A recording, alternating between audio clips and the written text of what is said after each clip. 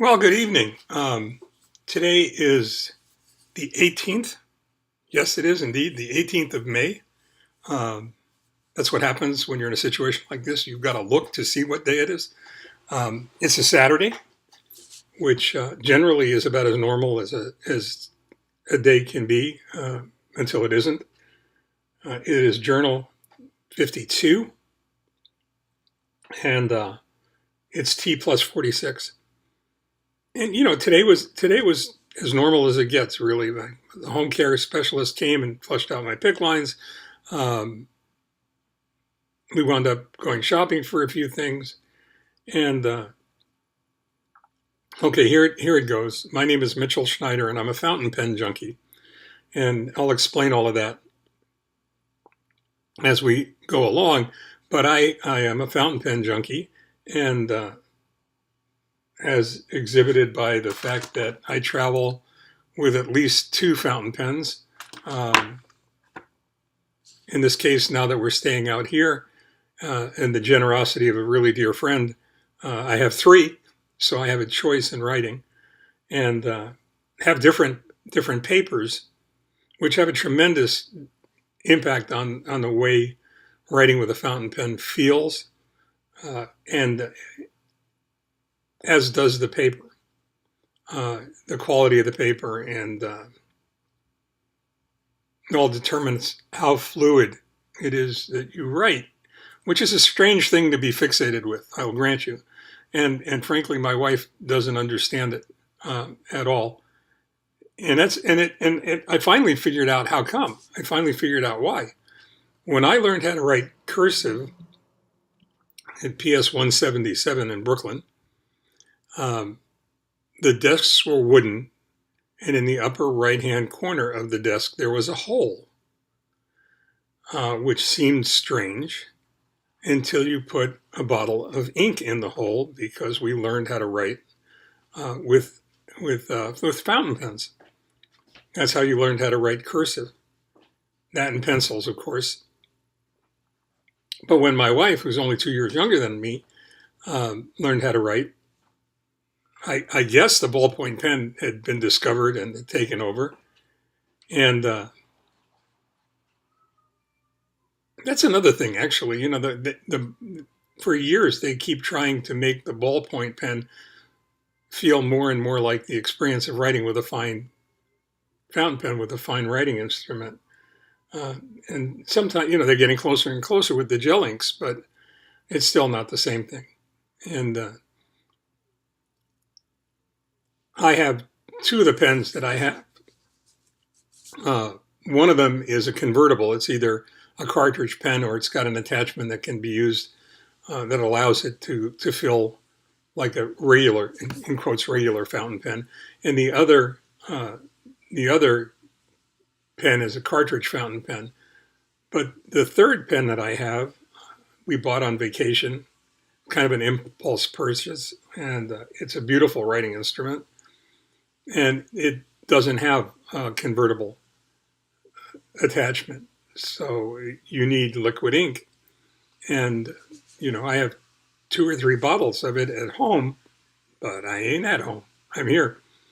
So I've been kind of panicking because it's one of my favorite pens. The pen that my friend gave me is also a convertible. So it's got cartridges, which is what's in it right now. But it also has a different kind of vacuum fixture that allows you to bring the ink up into the pen. And I'm starting to panic because I know I'm not going to be able to write with it. And if you're not going to write with a pen, there's a certain amount of maintenance that has to take place, and the pen has to be stored a certain way. Otherwise, the ink will dry out, and it can be almost impossible to clean and to work properly again, especially if the sediment falls into the feed system of the pen.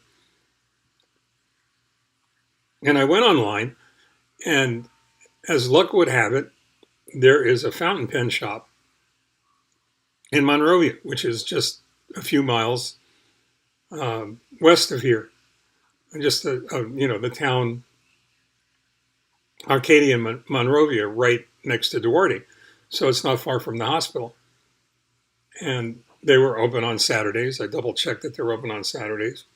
And it was really interesting. It's fascinating because this is a company that was first founded in 1922 in downtown Los Angeles and operated there until 1990 within the family, and then moved to Monrovia because the commute between Monrovia and Los Angeles had gotten oppressive, and had been in the same family since then. And when we got to the fountain pen shop, which, by the way, is named the Fountain Pen Shop in Monrovia on Myrtle, a not so subtle plug. And yes, when we get a chance to talk to each other, we can plan a trip to the store because you're going to go out of your mind. The person I'm talking to knows who he is.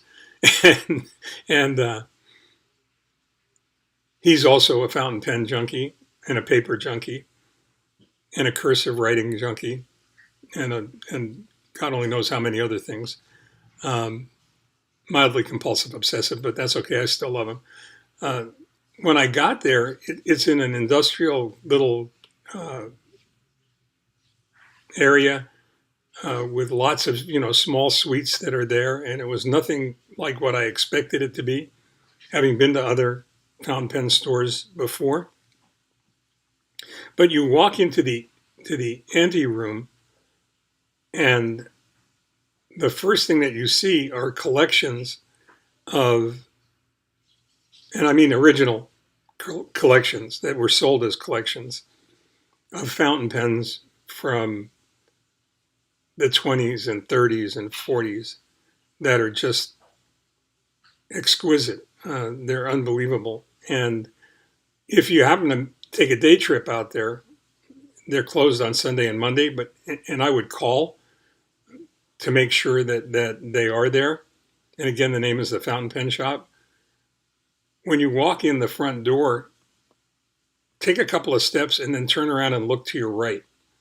There is almost a ceiling to floor safe that was purchased in 1922, hand painted. That is just an absolute work of art. There was a woman that helped ask us a few questions, and sort of a mild interview about why you here, what do you need, and then we were brought inside to the actual showroom where there were new and used pens that were fantastic, and the gentleman who helped us, who on Saturdays, the woman and this gentleman help out the owner. The gentleman who helped us was 90 years old and sharp as a tack, absolutely, completely with it, and just an absolute delight. And we couldn't talk to the owner because the owner was in the back. And I'm assuming that the owner's close to the same age, by the way, because this is 3 generations. And he was in the back fixing, repairing, and tuning up fountain pens. And doesn't like to be disturbed. So we talked for a while, and there's a picture of a 52 Studebaker on a calendar that was still on the wall, which got my attention because I had a 55 Commander. And just had a delightful time out there. So I'm going to schedule another trip out there as long as I'm trapped out here, to go and see what kind of pens and inks are available. This time I got how do we do this? I got some Schaefer script ink. Look at the bottle. Everything about fountain pens and fountain pen ink. There we go. I don't want to get that close. It's just beautiful. It's elegant. In any case, I know I could do a better job with the prop, so you don't have to write and tell me that. Okay. And if I seem excited about, think about it for a second. That's really, that was